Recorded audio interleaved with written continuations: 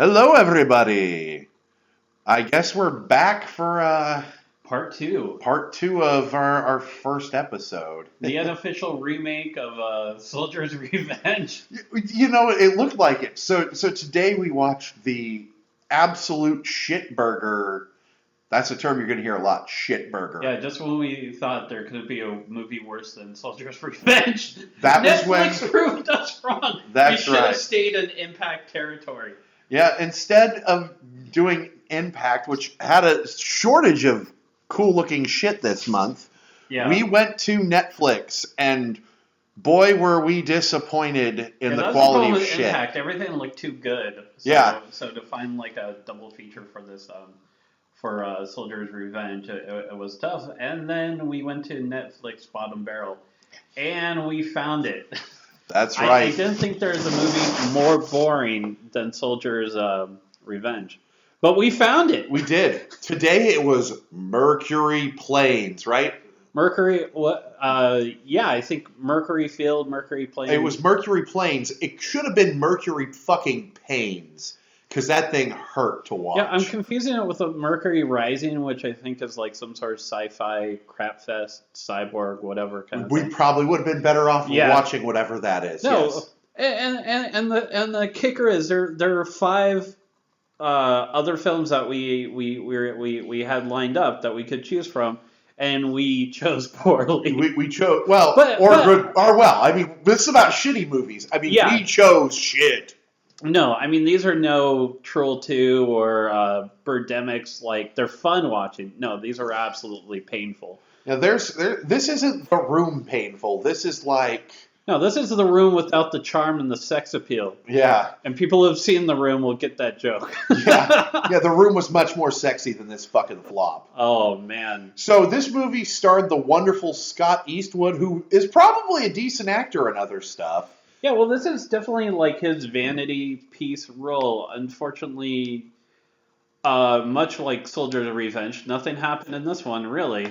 It could have been done in about 15 minutes, but they thought they would stretch it out, make it look really atmospheric, hit you over the head with stereotypical roles of people's characters and everything. This thing was really predictable. It just had a lot of scenery.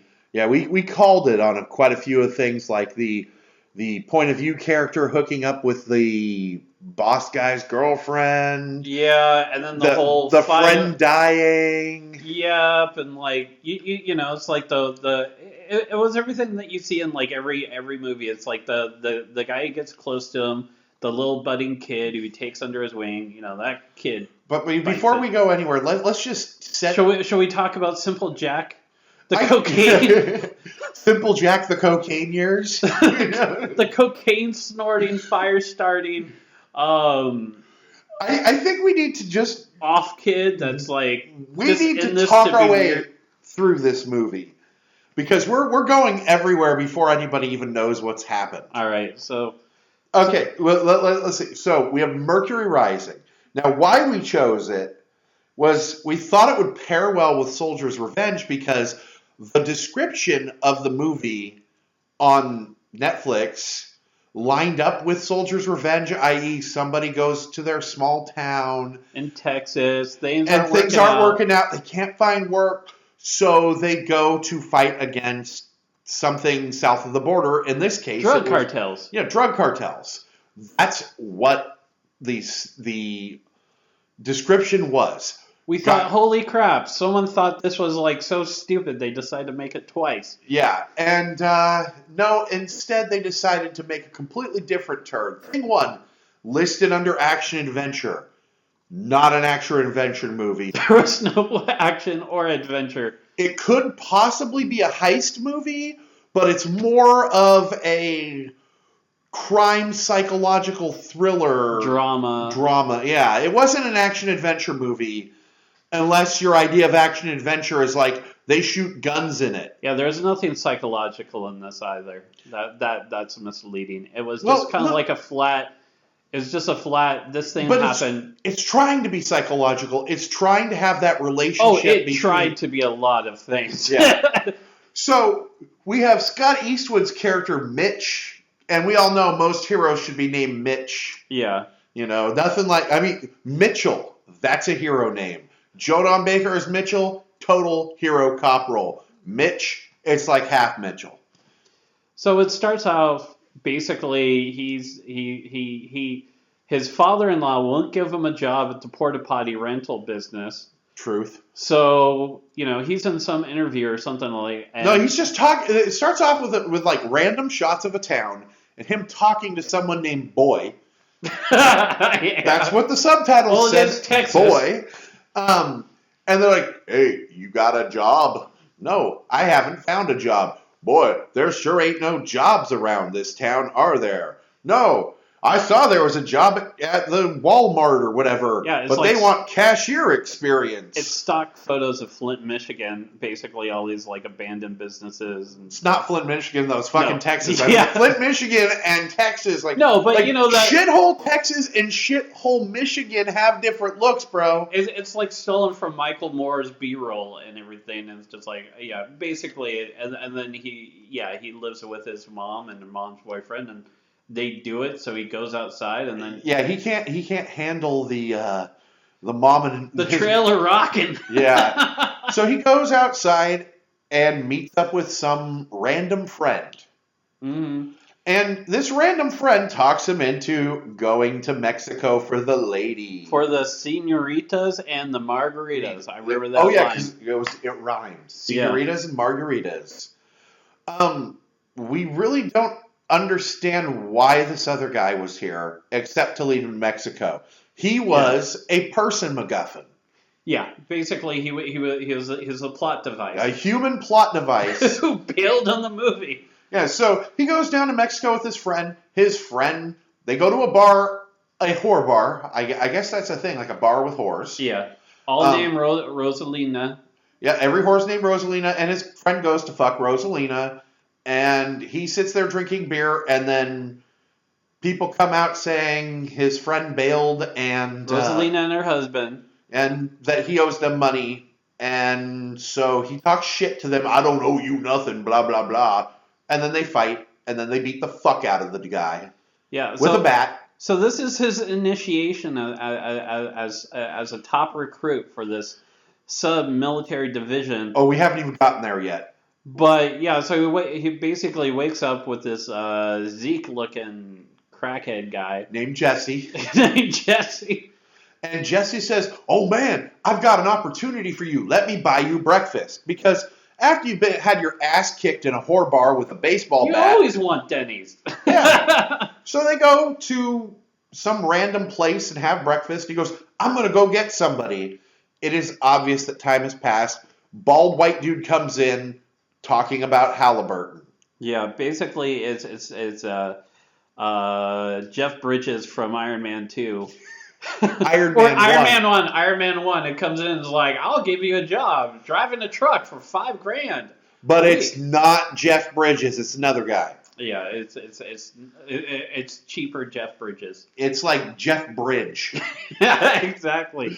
Like the Bridges would have been too much. So then he basically gets sucked into this idea that he's going to be like driving and. No. The guy tells him he's going to be in a paramilitary organization funded by the U.S. government. That's what he tells him, fighting the drug cartels. But driving a big truck. No, the driving the big truck was talking about how truck drivers for Halliburton make a lot of money. Oh, see, this is where I started to lose interest. Yeah. Well, so basically... This is already where I start making a better movie in my head than what's actually I'm watching. Yeah, I don't... Honestly, like, every time I think if I tried to make a movie, it'd be a fucking turd, I watch one of these and go, man...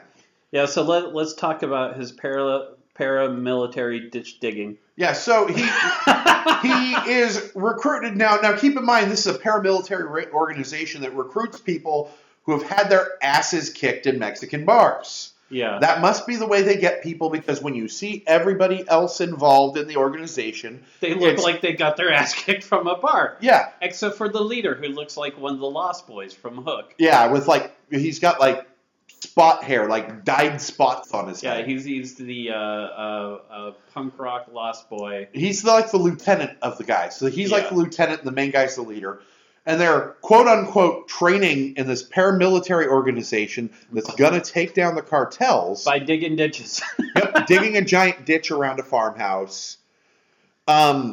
Blah blah blah. It's just like weird. It makes no sense. Which we've just basically said the most interesting parts of the movie, and it just kind of nosedives from there. Like this was the point at the movie where the description no longer made sense. It's like, okay, now he's in a paramilitary organization. It ain't one. Yeah, they all have shirts that say FBI that they got at Critique in the mall. So what you surmise from watching the scene? Well, first, one of the guys gets bit by they say bit by a scorpion, but he's fucking stung by a scorpion. Oh yeah, there's that. This is the character development thing. Benito gets stung by the scorpion. Benito, the 14-year-old Mexican boy that is one of the organization. The organization is comprised of like a psychotic ex-veteran named Pete. Phil. Okay, there's Phil, the psychotic ex-veteran seeming dude, who's like a robot. Yeah. There's he's Jesse. Basically straight out like American History X. He would be like one of the thugs from American History X. Then there's Jesse, who's like Jesse, 4 parts stoner, 4 parts incompetent, that somehow works for this anti-cartel force. He was like not skeezy or creepy enough to be one of the henchmen in the Crow movie, but he's along that line. Yeah, kind of like mix Firebird and Fun Boy, and then you kind of got him, just like a little more mellowed out. Then we have Simple Jack. Yeah, then there's this kid who's like, I'm on a milk carton somewhere. My daddy kidnapped me. Yeah. Turns out, his dad's the weirdo organizer of this quote-unquote paramilitary organization. But this kid, in the beginning you're like, all right, well, is he Simple Jack? Is he autistic? Is he whatever? And then as it progresses, you just realize the guy's he's just a fucking nut. Yeah. There's no rhyme or reason. It's kind of like in The Room. The one kid who's trying to play autistic, but he doesn't do it really well. And this one, he's playing autistic, but he's playing it with a lisp. Man, I wish Tommy Wiseau was in this movie. I could have used we're here to fight the cartel. Oh, hi, Mark. It's really sad when you're like, Tommy Wiseau would make a better movie. Yeah. Like, if The Room and Birdemic had a baby, it would be more watchable. So basically, he basically steps in for the guy who got bit and sticks up for him, and then they get in a fight. He gets tased. He gets thrown in the hot box. Yeah, he spends 2 days before he realizes he can pop off the door and dig underneath it. Mitch is punished for sticking up for one of his fellow people and talking back to the lieutenant guy. Yeah, the Lost Boy looking fucker. Yeah. So they put him in a hot box, like a box low to the ground, corrugated iron on top to make it, cook him in the Mexican sun. Which really looks like a kid's playhouse that's unfinished. That, if he just stood up in it, that he could get out. Yeah, it did not look well. Green built that thing. There was not enough duct tape for Red Green to have built that. But, so he escapes from that and just chugs a bunch of water and eats, and then suddenly, he's part of the gang now. Chief Jeff Bridges takes a shine to him. And so now is that kid's got moxie. If it didn't make sense that, this is fucking bullshit, now is the point where, the bullshit meter should have gone off full force for this guy. They go to stop a cartel drug runner. Turns out to be a tourist or a guy who's just, left wherever. It's a random white dude in Mexico waiting for a taxi. They beat the fuck out of him, rifle through his luggage, cannot find the quote-unquote drugs, so they steal his wallet and credit card and ATM card. And our lovable underdog Benito steals his shirt as he's dying. Oh, wait, we haven't gotten there yet. Oh. So Benito liked this guy's fucking pink-ass shirt, or salmon, I have to say the right thing, salmon-colored shirt. It was, oh man, that's a hot shirt, or something like that. That's a fucking nice shirt. Oh, that's what he said. Yeah, You're right. It's a fucking nice shirt. That's a fucking beautiful shirt. Basically, and we just kept saying it over and over because that was the one line of this movie that's so as they're rifling through this guy's shit. Fucking Fucking History brains, X guy. yeah, the brains of the operation and the only one with a gun sets it on the ground. The random tourist they're robbing grabs the gun. Tussle ensues. Gun goes off. Guy gets shot pretty much in the femoral artery. As he's bleeding out on the ground, Benito steals his shirt. Benito. Cute little Benito steals his shirt, and they leave the guy to die after robbing him on the street. Yep. They're totally an anti-cartel task force. This is the part where they all sort of realize that they're the artful dodgers of the king. And the here's captain. the kicker to me is like, at this point, this is when the main guy tries to leave, right? When Mitch tries to leave. Yeah. And he's like, he asks for his money that he was promised, which was $5,000 a week. Yeah. Of course he doesn't get that money. The guy gives him like a wad of ones. He's like, this isn't the money I was promised. It's like, dude, he's giving you the money. Just go. You watch them murder somebody. Just go. But then the charismatic, not Jeff Bridges, captain talks him back into it. Yep, talks him into staying because this guy's fucking stupid. He's like, you'll be remembered. You'll be a hero. You will have done something. Let's jack up more tourists. Well, no, he does. You know, the illegitimacy of what they're doing is never made clear to the main character explicitly. Well, and this is part of like the movie where they just they go from hitting you over the head with stuff to just not explaining anything and leaving everything very abstract, which in other films it really works. In other films, you know, something atmospheric, abstract is really beautiful. This film does not work. This just looked like a hot mess. I mean, it was just like, huh? And then after a while, you're just like, all right, whatever. You ever like written something for school in your life, and you're like, this is a solid C minus, but it's all I've got. Yeah. Like that is the epitome of what this movie is trying to do. Of what this movie achieves versus what it's trying to do. It is trying to write an A paper. It achieves that C minus. Yeah, this is where it goes to unfinished sentences, unfinished script, like scenes, unfinished whatever kind of things, and then just like, oh, here's a girl, they hook up. Hold on, let's continue the plot. So, guy is robbed. I've been talking about the movie. I want to get it over with. Yeah. Guy is robbed. They steal his shirt. They steal his wallet. I kid you not, they drive around to ATMs and withdraw the maximum limit from these ATMs and give all the money to their boss. Because they're the good guys. This is when cute little shirt thief Benito comes in, pulling a letter out of the shirt, going, please, read letter. And I hate doing that voice, but it's like, it's the most apt voice for him. Well, everything in this is kind of stereotyped, so yeah, whatever. it's full of horrible because the letter's stereotypes. full of like the letter, basically a letter from the guy who died, his mom, and basically, I'm sorry things are trouble at home, but we love you and you're always welcome back. And it's this big like sob thing where you're supposed to go, oh, that person was a real person. Yeah, the person they just murdered had a family. Big shock. He's not just some white guy that they jacked. He actually has a backstory and da-da-da-da-da. Unlike the friend. Unlike anybody else in this movie. Yeah, unlike the friend that got him to Mexico. Who disappeared. And we never hear a thing about again for the rest of the movie. Now, Nick's sure that guy died. I think he bailed. Yeah, because basically he goes in with the prostitute, doesn't come back out. And they say that, you know, he just left and got a cab and went back to America, which is ridiculous. Why would he hitch a ride with his buddy down there? Yeah, why would he take a cab when his friend would give him a ride home? My theory is, like, they killed him and then they went to get money from his friend. But your theory? My theory is that the main character imagined him. Actually, now that I'm thinking about it. It's his stupid Tyler Durden. Yeah, it's Tyler Durden, you know. Yeah, it's Tyler Durden without all the opposite.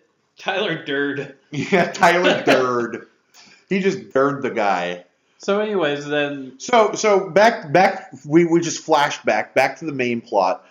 The 14-year-old Mexican Benito, friend of the main character, is asking him to read this letter. The letter is the sob story from the guy they murdered's mom about how his family misses him, his mommy misses him, his daddy's sorry they fought, and his little sister misses him. And this is where American History X wallows his sorrows in Tecate and shuts down. Mm-hmm. And yeah.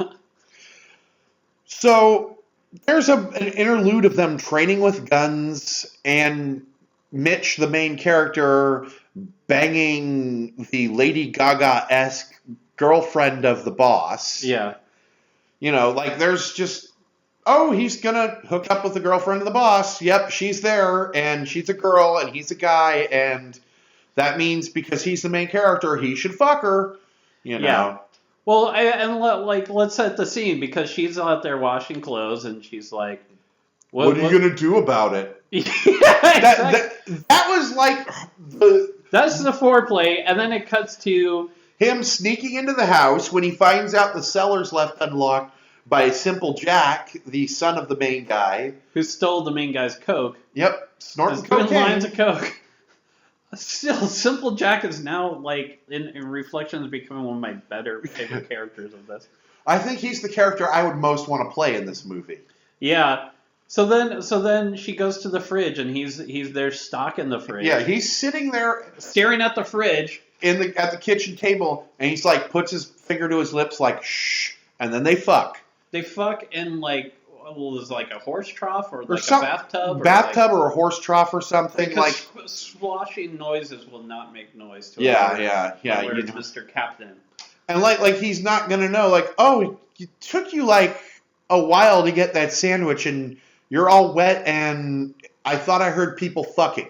Well, yeah, maybe the water was a ruse to get the you know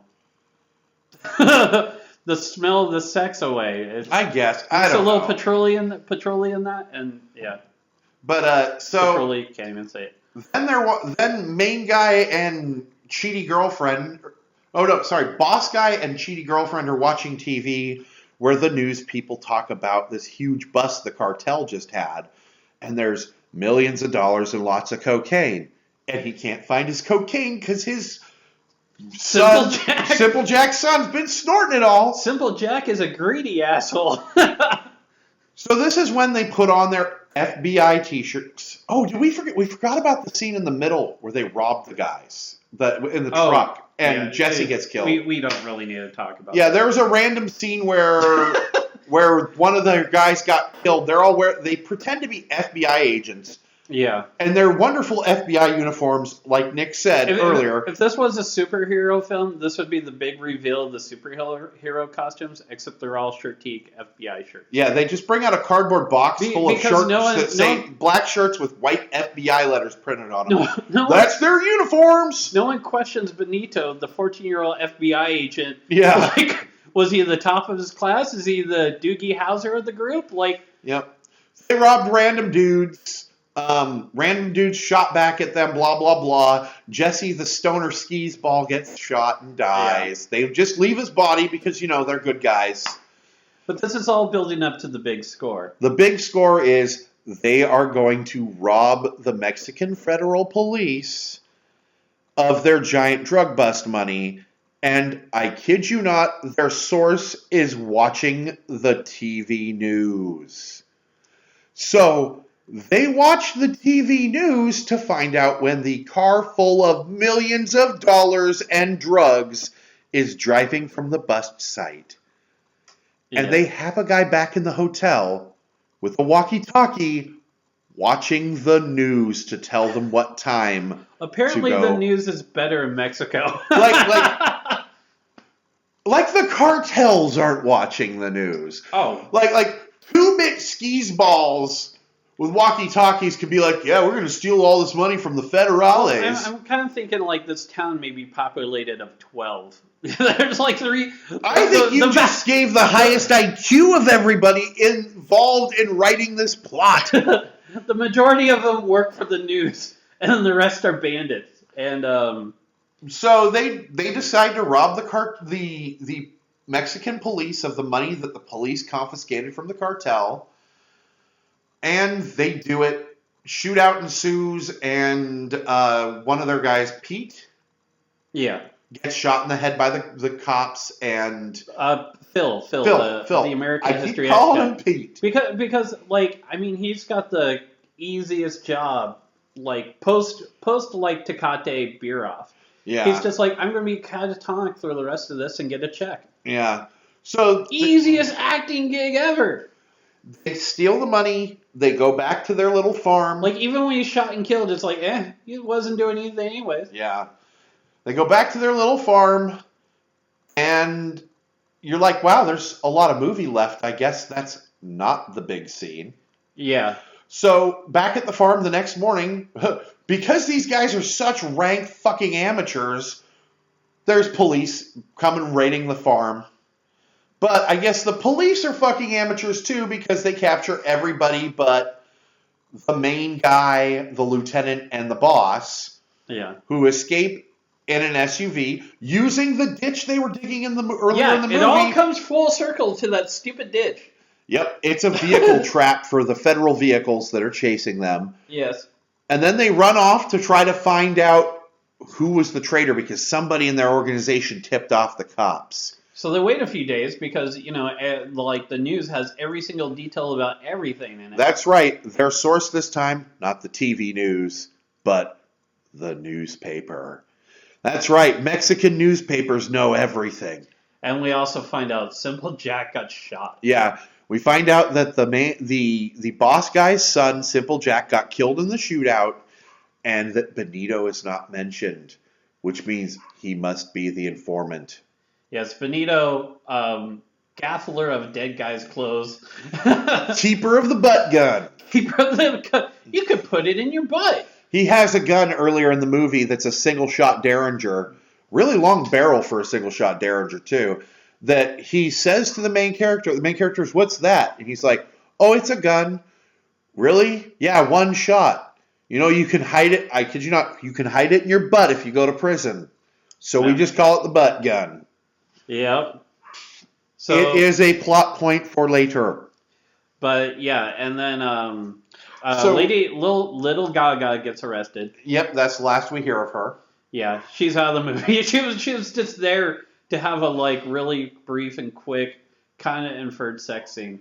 Yeah, actually, there are no roles in this movie where women talk to other women. No. So the Bechdel test, I'm totally ruining the name of it. It fails that test. Yeah. Completely.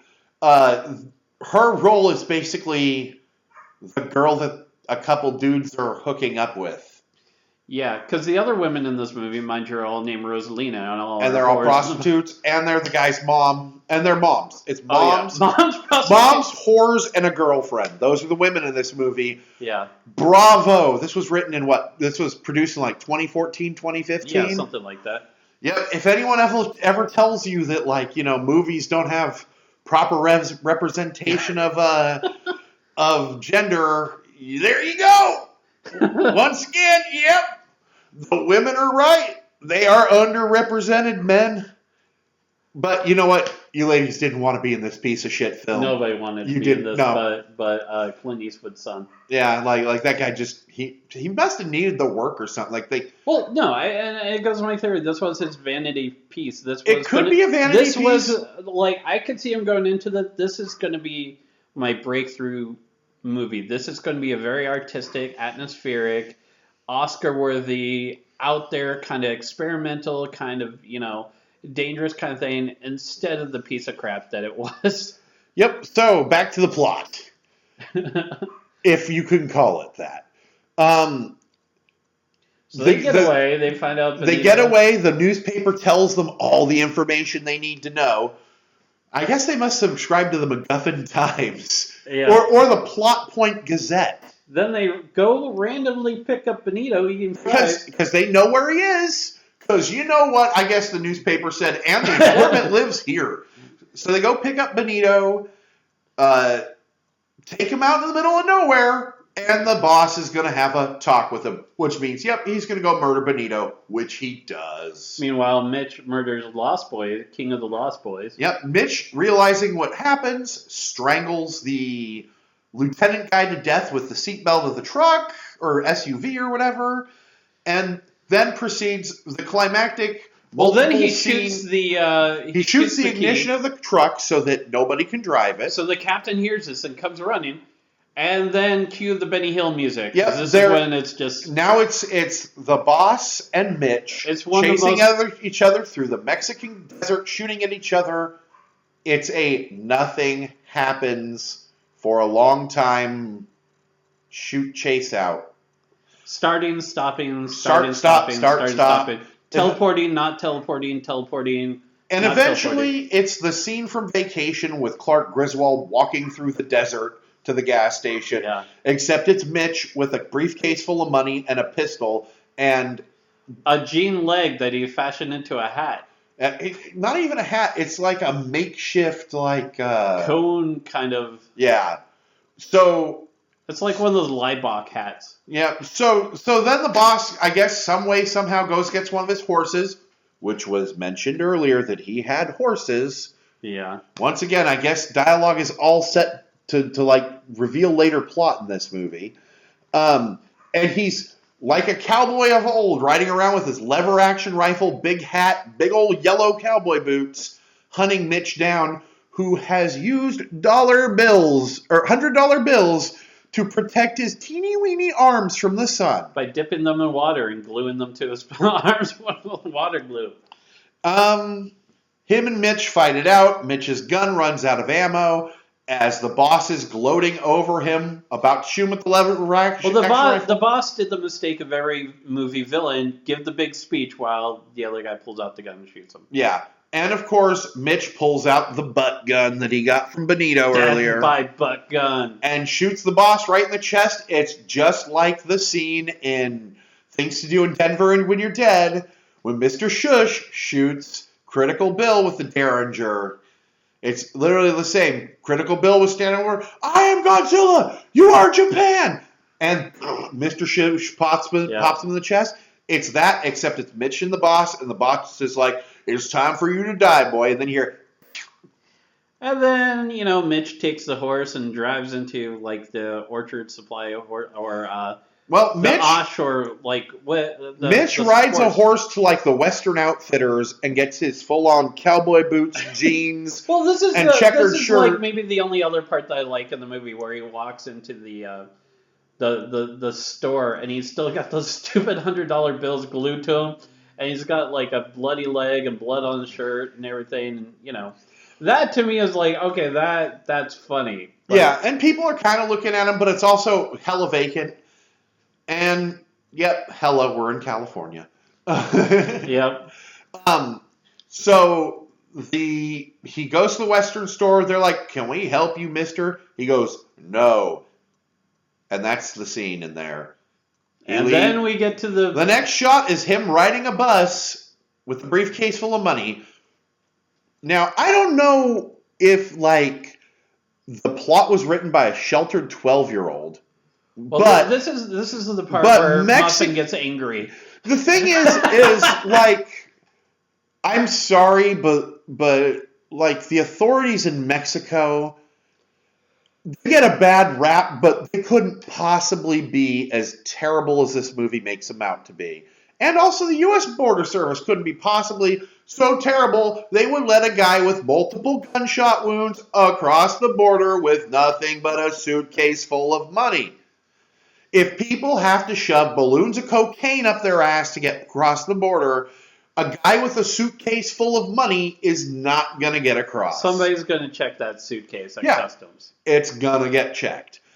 But, you see, that's the thing. It's like this movie is, completely under the auspice of, absolutely nobody checks for that shit, and everybody's stupid. Yeah. Anyways... And they just couldn't come up with a thing to explain it, so they just decided not to explain it. He gets back in America real easy. Yeah, really easy getting back into America. He looks at the return address of the envelope. Yep, the envelope that Benito had from the guy they murdered, and he is at a house. He's hiding the suitcase of money in the garage. He breaks into the garage, hides the money in the garage, and then as he's leaving, This woman goes, "What are you doing here?" And then the next scene is them eating breakfast, and him and the woman going, Oh no, dinner is dinner, still at night. yeah." And it's like, oh, well, he's a friend of Jack's. No. Are you a friend of Simple Jack's? Where are we? God, yeah. We have No. carton. He's a friend. Basically, he tells this family he's a friend of the dude that they murdered in Mexico, and that's it. That's what the movie ends with. You're supposed to, I guess, assume that he gives all that money they stole from the police to the family of the guy they murdered. But it also opens the door to make kind of like, a fun little comedy with, they adopt him, he lives with them, he has a new family and a big house and everything. And he lives... It's like the Fresh Prince of Bel-Air almost, except like, hey, Drifter, be a part of our family. Yeah, and they have a little girl, like his little sister, yeah. And it's just like, oh, I could upgrade my family. I could take the place of your lost son. It makes me realize I don't think we ever mentioned the little sister. Yeah, he has a little sister. She does not speak a word to him in the movie. But she likes lollipops. Yep, he gives her a lollipop. That's the scene with the little sister. Little sister comes home with mommy. Little sister gets a lollipop and walks away. No conversation. Yeah, so I'm sure the thought behind this was it was going to be a dramatic kind of modern Western noir kind of film, but it was just a big boring sludge. Yeah, it was. Scenes. The scenery, I mean, it was beautifully shot. The scenery was really beautiful. I don't know if it was beautifully shot. That's not the word I would look for. Some of the chosen scenery. The director of photography. Yeah, director of photography was good.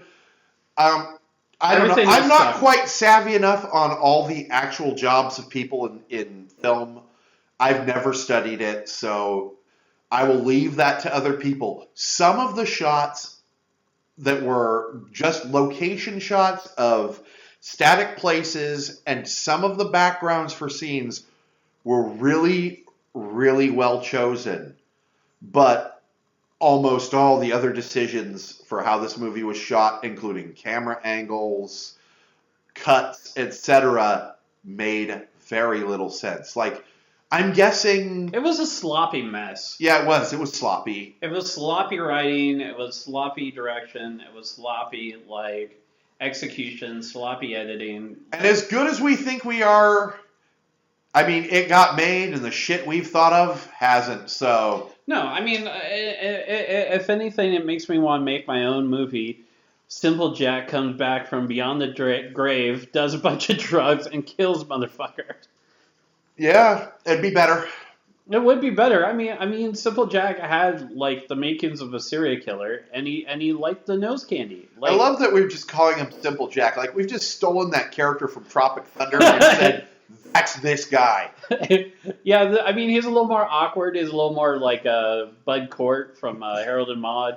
But he's also just kind of I love Bud Cort. He's awesome. Of mice and men, like Lenny. But I mean, it's kind of like I mean the real tragic part of the movie is at the end of the movie, describing the movie again sounds better than the movie we watched. I believe that is going to be the case with every movie we watch. Yeah. We watch absolute crap and then we make fun of it. The descriptions are going to be better than the movie. I hope.